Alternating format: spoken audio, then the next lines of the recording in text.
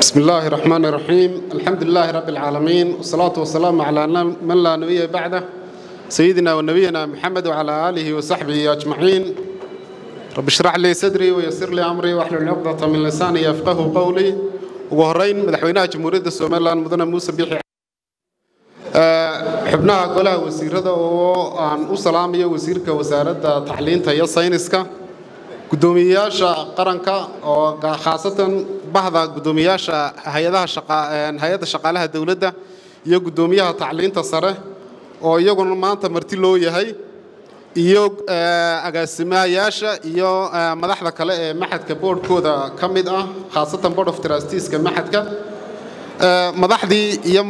mas'uuliyiintii kala duwanaa ee soo maamulay hay'adda shaqaalaha dawladda iyo maxadka shaqaalaha dawladda oo sanad walba marka qalinjibintu ay dhacaso qayb ka ah qalinjibinta oo ay nagala joogaan gudoomiye Nuux Sheekh Muuse Ducaale gudoomiye Cabdiraxmaan Cadami gudoomiye Maxamed Bixilla Boqorre iyo gudoomiye Farxaan Aadan Haybe dhammaantiin waalidiinta ardayda maanta qalinjibinaysa iyo marti sharafta munaasabada waan salaamaya waxaan leeyahay ku soo dhawaada qalinjibinta dufcadii 13aad ee ka qalinjibisay maxadka shaqaalaha dawladda ee CSI mudane madaxweyne maxadka shaqaalaha dawladda waa hay'ad dawladeed oo la aasaasay 2005 waxaa loo aasaasay kadib markii la arkay baahi hay'adaha dawladdu ay u qabaan in la xoojiyo aqoonta iyo tayada shaqaalaha dawladda si loo helo shaqaale dawladeed oo fidin kara adeeg dawladeed oo la isku halayn karo capacity-na u leh in ay hay'adaha dawladda hogaamiyaan falilaahi alxamdu ujeedooyin badan oo laga lahaa aasaaskii maxadka shaqaalaha dawladda maanta waynu haynaa oo maxadka shaqaalaha dawladdu tan iyo 2005 barnaamijyadii kala duwanaayay ka baxayay waxa ka faa'iideystay 10,000 oo shaqaale dawladeed in ka badan 10,112 shaqaale dawladeed ayaa ka faa'iideystay waxaa sidoo kale maxadka shaqaalaha dawladdu uu sameeyay isla markaana maalinta ka dambaysta la sii horumariyay barnaamijyada waxbarashada ee undergraduate programmeska maxadka iyo undergraduate programmeska maxadka iyo programmada kala duwan ee masterska ee maxadka shaqaalaha dawladda ka baxa dhammaan programmadaas waxaa ka faa'iideysta shaqaalaha dawladda kuma koobno oo kaliya shaqaalaha dawladda waxa ka faa'iideysta ardayda ay dhaleen ciidamada qaranka qaybahooda kala duwan oo horeeyaan ciidanka militariga ciidamada bilayska ciidamada asluubta ciidamada ilaalada xeebaha ciidamada amniga qaybahooda kala duwan waxa sidoo kale ka faa'iideysta oo maxadka dawladdu fursado siiya bilaash ah shaqaalaha dawladda intooda jilicda san ee aan baymanada maaragtay wax ku oolka ah ka qaadan hay'adaha dawladda sida ardayda ay dhaleen macallimiintu ardayda ay dhaleen nadiifisooyinka iyo waashmaanadu dhammaan fursado bilaash ah ayuu maxadka shaqaalaha dawladdu siiya ardaydaasi waxa kale oo noo farxada mudane madaxweyne in maxadka shaqaalaha dawladdu yahay hay'ad dawladeed oo capacity-gooda cid wal oo maaragtay ka marxaati kacda waxbarashada sare ee Somaliland ay marxaati ka tahay in maxadka shaqaalaha dawladda ardayda ka soo baxda ay ka tilmaaman yihiin kana tayo fiican yihiin arday badan oo ka baxda maaragtay jaamacado badan oo wadanka ah taasina kuma imanin maaragtay hawl yaraysi dadaalka aynu ugu jirno in shaqaalaheena la horumariyo iyo in waxbarasho tayo leh la gaarsiiyo iyo fishankii iyo mishankii aad maxadka shaqaalaha dawladda u jideysay markii aad soo saartay xeerkii madaxweyne xeer number 01/2021 oo aad adigu amartay in la soo saaro shaqaale dawladeed oo international standard u dhigma ayaanu ku adkaynay procedures wax ka bedelnay procedureskii maxadka lagu soo galayay procedureskii maxadka laga qalinjibinayay iyo procedureskii fursadaha kala duwan ee maxadku bixiyo haday yihiin masterska iyo haday yihiin programmada kala duwanba ay uga faa'iideysan lahaayeen dadka public mudane madaxweyne maxadka shaqaalaha dawladdu in ka badan 5% ardayda dhigata waa fursad bilaash ah oo ay xukuumadda aad garwadeenka ka tahay horseed ay ka tahay ardayda dhigata 5% maxadka shaqaalaha dawladdu waa fursado bilaash ah oo ay haystaan waanaanu ku faraxsanahay iyadoo maxadku ugu tayada fiicnaa yahay haddana 5% fursadaha la bixiyaa inay bilaash u wadayiin shaqaalaha dawladda macadka shaqaalaha dawladdu tan iyo asaaskiisii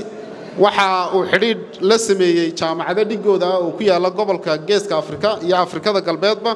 oo ay ka mid yihiin Ethiopian Civil Service University, Kenya School of Government ama KSG, Uganda Institute of Management, sidoo kale ay ku jirto Ghana Institute of Management and Public Administration Gimba. waxa kale oo maxadku xidhiidh la leeyahay maxadka maareynta iyo maamulka ee Ethiopia oo Ethiopian Management Institute la yiraahdo. waxaa sidoo kale maxadku xidhiidh la sameeyey wadamo jaamacado iyo institutions waxbarasho oo ku yaala wadamo Yuruba oo ay ka mid tahay Hague Academy oo Netherlands ku taala oo khaasatan ay ka faa'iideysteen mas'uuliyiin dawladeed oo maareeyayaal iyo badan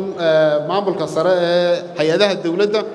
iyo qaar ka mid ah shaqaalaha maxadka dawladda. waxaa sidoo kale ka mid ah Bristol University oo program data science management ay wada qaateen shaqaale badan oo maxadka ka tirsan iyo ardayda maxadka qaar ka mid ah. mudane madaxweyne maxadka shaqaalaha dawladdu wuxuu isbedelo kala duwan ayuu soo maray. mar waxa gacanta ku haysay oo dawladda farsamo ahaan ka saaciidaysay hay'adda programka adduunka loo yaqaano United Nations Development Program ama UNDP. maanta waxa maamula oo maaragtay budgetka ku baxa iyo horumarkiisaba garwadeen ka ah dawladda Somaliland. waana tallaabo horumar ah oo lagu farxo. xidhiidhada macadka shaqaaluhu la sameeyey jaamacadaha kala duwan ee gobolka ku yaala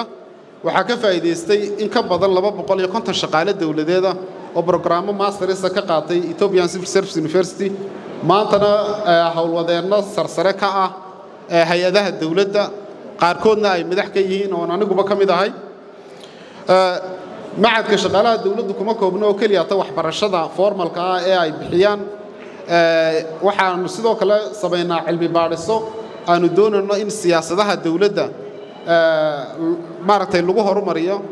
sanadkii 2022 waxaanu sameynay cilmi baadhis la xidhiidha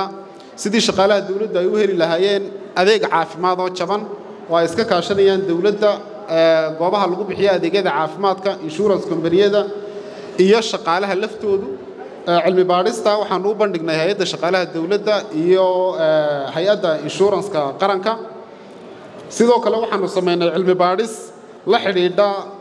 processka iyo procedureska loo maro sida liisanada loo bixiyo ee hay'adaha dawladdu liisanada u bixiyaan macallimiinta khaasatan wasaaradda waxbarashadu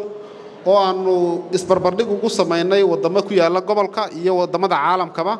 cilmi baadhista waxaanu u bandhignay wasiirka wasaaradda waxbarashada iyo sayniska. waxaana rajaynaynaa waxyaabihii ka soo baxay in wax laga qaban doono haddii aan la yiraahdo oo la dabaqi doono si aanu uga qayb qaadanno horumarinta dhaqaalaha. waxaanu iyadana sanadkii 2024 sanadkana sii socon doonto oo ka qayb qaadanay cilmi baadhis la xidhiidha sidii ilaha dakhliga ee dawladda Somaliland loo kordhin lahaa ila dakhli oo ka badan ilaha dakhliga imka aynu hayno loo iba furi lahaa. cilmi baadhistaana iyo kosob beebarkeedii waanu dhamaystirnay sidii loo fulin lahaana ilaa imika waanu ku tala jirnaa haddii aan la yiraahdo. waxaanaanu soo kordhinay program u gaara dhaqaalaha oo sanadka bixi doona haddii aan la yiraahdo. mudane madaxweyne maxadka shaqaalaha dawladdu wuxuu sameeyey markii la daraaseeyey sanadkii 2022 baahida shaqaalaha dawladdu u qabaan takhasusaad sare isla markaana shaqaalaha dawladda tiradoodu farabadatay. waxaanu go'aan ku gaadhnay inaanu sameyno programmo masters oo inagu aynu hawlwadeen ka nahay oo inagu hagano. curriculumka waxaanu iska kaashanay Kenya School of Government, Uganda Institute of Management and Ghana Institute of Management and Public Administration iyo Ethiopian Civil Service University. macallimiintuna waxay nooga yimaadaan dibadda. waxaana ka faa'iideystay in ka badan 184 shaqaale dawladeed. macadka shaqaalaha dawladdu kuma koobno oo kaliya Hargeysa. waxaanu xarumo ka sameynay gobolada bari shaqaalaha jooga aqoontooda laga kobciyo magaalo madaxda gobolka Togdheer ee Burco. waxaanaanu ka hirgelinay 4 program oo digriga darajada koowaad iyo 4 program oo ah takhasusaadka sare ee masterska. waana jaamacadda kaliya ee master's degree bixisay ee ku taala gobolka Togdheer ee Burco intaan anigu ogahay. mudane madaxweyne waxaan ku faraxsanahay inaad nagala soo qayb gasho qalin jabinta dufcaddii 13aad waanaanu kaaga mahad celinahay inaad waqtina siisay